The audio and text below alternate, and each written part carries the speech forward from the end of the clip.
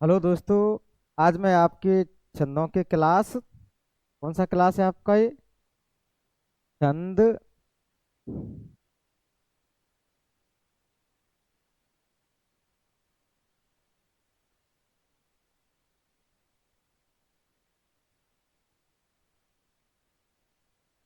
छंद क्लास 8।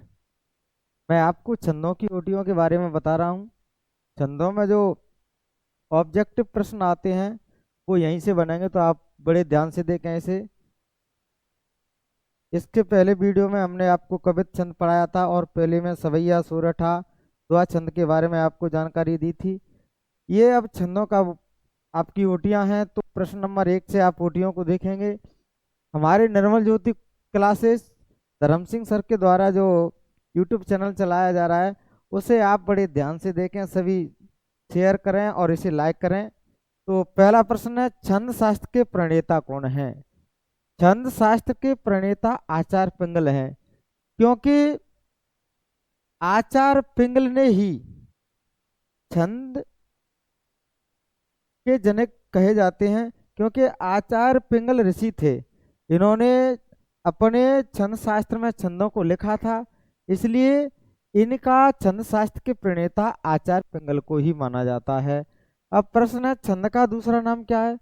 तो छंद का दूसरा नाम पिंगल है, क्योंकि ये पिंगल ऋषि ने ही छंदों को जन्म दिया था, इसलिए इनके ही नाम पर छंद का दूसरा नाम है पिंगल। तो छंद का दूसरा नाम क्या है? आपका पिंगल है। प्रश्न नंबर 3 पे, छंद का सर्वप्रथम उल्लेख कहाँ मिलता है? पिंगल ऋषि ने छंद का सर्वप्रथम उल्लेख कहाँ मिला था उन्हें? ऋग्वेद में। तो छंद का सर्वप्रथम उल्लेख आपका ऋग्वेद में मिलता है। पिंगल शास्त्र किसे कहा जाता है? छंद शास्त्र को ही पिंगल शास्त्र कहा जाता है। पद्य क्या व्याकरण किसे कहते हैं? छंद को। जन छंद का जनक किसे कहा जाता है? आचार्य पिंगल ऋषि को। छंद के कितने अंग हैं? छंद के 7 अंग होते हैं। छंद के कितने अंग हैं? 7 अंग, जो मैंने पहली वीडियो में आपको बताया था कि छंद क्या है और इसके कितने अंग हैं। तो एक बार चलिए और समझ लेते हैं। छंद शास्त्र के प्रणेता कौन है? आचार्य पिंगल। छंद शास्त्र का दूसरा नाम क्या है? पिंगल। चंद्र का सर्वप्रथम उल्लेख कहाँ मिलता है? ऋग्वेद में। आपका कहाँ मिलता है चंद्र का? ऋग्वेद में मिलता है आपका। और पिंगल शास्त्र किसे कहा जाता है? छंद शास्त्र को ही आप क्या कहते हैं? पिंगल शास्त्र कहते हैं। पद का व्याकरण किसे कहते हैं? पद का व्याकरण आप छंद को कहा जाता है। छंद का जनक किसे कहा जाता है? आचार्य पिंगल को छंद का जनक कहा जाता है। छंद के कितने अंग हैं? छंद के आपके 7 अंग हैं। तो ये आपकी समझ में आ गया होगा। इसे आप लोग जो है, सभी लोग इसका स्क्रीनशॉट ले लें, क्योंकि ये याद रखना है। कहीं इनमें से ओटियां बने तो आप इसको बना सकते हैं। और नेक्स्ट आप देखेंगे कि छंदों में गणों की संख्या कितनी है। गण मैंने छंदों में बड़े विस्तार से आपको समझाए हैं। तो छंदों में गणों की संख्या 8 है। प्रश्नों पे, छंदों में प्राय कितने चरण होते हैं? प्राय कितने चरण होते हैं? छंदों में 4 चरण होते हैं। अब प्राय का क्या अर्थ है? प्राय का अर्थ होता है 90%। यानी छंदों में प्रायः 90% छंदों में 4 ही चरण होते हैं। बाद बाकी कुछ में 6 चरण होते हैं, लेकिन कुछ में 2 चरण, लेकिन प्रायः 90% छंदों में 4 ही चरण होते हैं। तो आइए आज हम और समझ लेते हैं छंदों की मात्राओं का चार्ट। छंदों की मात्राओं का आप चार्ट समझाएं कि कौन से छंद में कितनी मात्राएं होती हैं। मैंने आपके केवल कक्षा 12th 10th और 12th के एग्जाम के लिए केवल छंद आपको कराए हैं, तो वो केवल 5 छंद कराए हैं अपनी वीडियो में। वो आपका कौन सा है? चौपाई छंद। वो चौपाई छंद है आपका। दोहा छंद है। सोरठा छंद है। और आपका सवैया छंद है। सवैया छंद। और आपका कवित छंद है। ये छंदों का वर्णन किया है मात्र, क्योंकि यही आपके पेपर में आने वाले हैं। तो इनमें से आपको अन्य छंदों के विषय में यहाँ पर मात्राएं दी गई हैं, उनको आप याद कर लें। तो चौपाई छंद में कितनी मात्राएं होती हैं? चौपाई छंद के प्रत्येक चरण में 16 16 मात्राएं कितनी होती हैं? 16 16 मात्राएं होती हैं। दोहा छंद में कितनी मात्राएं होती हैं? दोहा छंद के विषम चरण में, कौन से में? विषम चरण में 13 मात्राएं और सम चरण में 11 मात्राएं होती हैं। और कुल इनकी कितनी मात्राएं? आपकी 24 मात्राएं होती हैं। अब आता है सोरठा छंद। सोरठा छंद के विषम चरणों में, विषम माने कौन सा होता है आपका? विषम चरण आपका कौन सा है? विषम चरण। विषम चरण आपका जो है पहला और तीसरा चरण होता है। और सम चरण आपका कौन सा होता है? सम चरण आपका दूसरा और चौथा चरण है, वो सम चरण होता है। तो सोरठा छंद के विषम चरण में यानी पहले और तीसरे चरण में 11 मात्राएं होती हैं। और दूसरे चौथे सम चरण में कितनी? 13 मात्राएं। कुल 24 मात्राएं इसमें भी होती हैं। इसे दोहे का उल्टा कहा जाता है। दोहे का उल्टा कौन सा है? आपका सोरठा होता है। अब गीत का छंद। गीत का छंद के में कुल मात्राएं कितनी होती हैं? 26 मात्राएं होती हैं।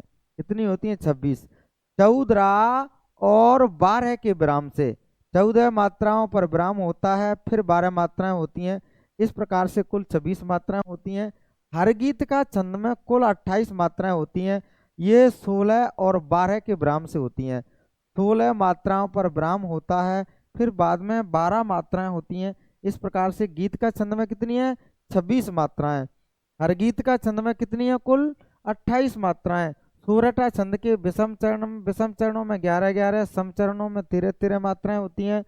दोहा छंद के विषम चरणों में 13 और सम चरणों में 11 मात्राएं होती हैं। चौपाई छंद के प्रत्येक चरण में आपकी 16 मात्राएं होती हैं। कितनी मात्राएं होती हैं? 16 मात्राएं होती हैं चौपाई छंद में। तो इसे याद करें अभी एक बार और देखें, बिना देखे याद करें। चौपाई छंद के प्रत्येक चरण में 16 मात्राएं होती हैं। दोहा छंद के विषम चरण में 13 मात्राएं और सम चरण में 11 मात्राएं होती हैं। सोरठा छंद के विषम चरण में 13 और सम चरणों में, सोरठा छंद के विषम चरण में 11 सॉरी, और सम चरणों में 13 मात्राएं होती हैं। ये दोहे का उल्टा होता है। गीत का छंद में कुल 26 मात्राएं होती हैं। 14 और 12 की विराम से कितनी होती हैं? 26 मात्राएं होती हैं। हर गीत का छंद में कुल 28 मात्राएं होती हैं। कितने विराम से? 16 और 12 के विराम से कुल 28 मात्राएं होती हैं। तो आपको ये ध्यान रखना है, प्रश्न पूछ सकता है हर गीत का छंद में कुल कितनी मात्राएं होती हैं? 28 होती हैं। गीत का छंद में कुल कितनी मात्राएं होती हैं? 26 होती हैं। चौपाई छंद के प्रत्येक चरण में कितनी मात्राएं होती हैं? 16 मात्राएं होती हैं। ऐसा छंद कौन सा है जिसके सम चरणों में, जिसके विषम चरण में 13 और सम चरणों में 11 मात्राएं होती हैं? तो आपका दोहा छंद है। ऐसा छंद कौन सा है इसके विषम चरणों में 11 और सम चरणों में 13 मात्राएं होती हैं? तो ये सोरठा छंद होता है। आपका किसी प्रकार से ये ऑब्जेक्टिव क्वेश्चन पूछ सकता है, तो आपको ये याद रखना है इस चार्ट के माध्यम से।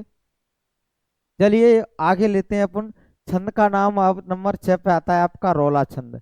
इसके विषम चरणों में 11 मात्राएं और सम चरणों में 13, कुल इसमें कितनी होती हैं? आपकी 24 मात्राएं होती हैं। मैंने आपको सम और विषम उसमें समझा दिया था। तो रोला छंद के विषम चरणों में 11 मात्राएं, सम चरण में 13 मात्राएं होती हैं और कुल मात्राएं 24 होती हैं। अब आपका आता है उल्लाला छंद। उल्लाला छंद की विषम चरण में कितनी होती हैं? 15 और सम चरणों में कितनी होती हैं? 13। कुल मिलाकर के कितनी है आपकी? 28 मात्राएं होती हैं। इस प्रकार से एक बार और, रोला छंद के विषम चरण में 11 और सम चरण में 13 मात्राएं होती हैं। कुल कितनी है आपकी? 24 मात्राएं होती हैं। और उल्लाला छंद के विषम चरण में 15 और सम चरणों में 13, कुल 28 मात्राएं होती हैं। फिर आपका आता है कुंडलियां छंद। ये छंद दो छंदों से मिलकर बनता है। कौन कौन से छंदों से मिलकर बनता है? आपका एक दोहा छंद से और एक रोला छंद से। इसमें कितने चरण होते हैं? 6 चरण होते हैं। ये मैंने आपको लिख दिया है। इसमें 6 चरण होते हैं। पहले 2 चरण कौन से के होते हैं? दोहे के। पहले 2 चरण दोहे के प्लस 4 चरण किसके होते हैं? आपके रोला के होते हैं। इस किसके होते हैं? 4 चरण अंतिम रोला के अंतिम 4 चरण रोला के होते हैं। और प्रत्येक चरण में कितनी मात्राएं होती हैं? आपकी 24 मात्राएं होती हैं। अब आता है आपका छप्पे छंद। छप्पे छंद 2 छंदों से मिलकर बनता है, रोला और उल्लाला से। रोला उल्लाला से मिलकर बनता है। इसमें कितने चरण होते हैं? हाँ, इसमें 4 चरणों में 24 मात्राएं होती हैं इसके में, और अंतिम 2 चरणों में 28 या 26 मात्राएं होती हैं। ये इसमें कितने चरण होते हैं? इसमें भी 6 चरण होते हैं। प्रथम 4 चरण किसके होते हैं? आपके रोला के होते हैं, रोला। और अंतिम 2 चरण किसके होते हैं? आपके उल्लाला के होते हैं। अंतिम 2 चरण आपके उल्लाला के होते हैं। इस प्रकार से छंदों में मात्राएं, इसमें क्या है, 4 चरणों में 24 मात्राएं, अंतिम 2 चरणों में 28 या 26 मात्राएं होती हैं। आपका प्रश्न पूछा जा सकता है, रोला प्लस उल्लाला से मिलकर कौन सा छंद बनता है? तो आपका कौन सा बनता है? छप्पे छंद बनता है। प्रश्न पूछा जा सकता है, दोहा प्लस रोला से मिलकर कौन सा बनता है? तो कुंडलियां छंद बनता है। या प्रश्न पूछा जा सकता है कि कुंडलियां किन 2 छंदों से मिलकर बनती है? तो दोहा प्लस रोला से मिलकर के कुंडलियां छंद बनता है। या छप्पे छंद किन 2 छंदों से मिलकर बनता है?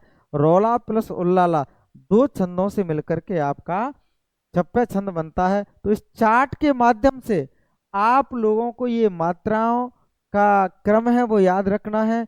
और आपको ये क्रम याद रखना है तो इसमें पूरी ओटियां क्लियर हो जाएंगी। यहाँ से किसी भी प्रकार की अगर ऑब्जेक्टिव क्वेश्चन बनता है तो कहीं बाहर नहीं जाएगा। साथियों, ये आपको वीडियो अच्छा लगा होगा। बस इतना सा ही, हमने आज छंदों का पूरा क्लास समाप्त कर दिया है।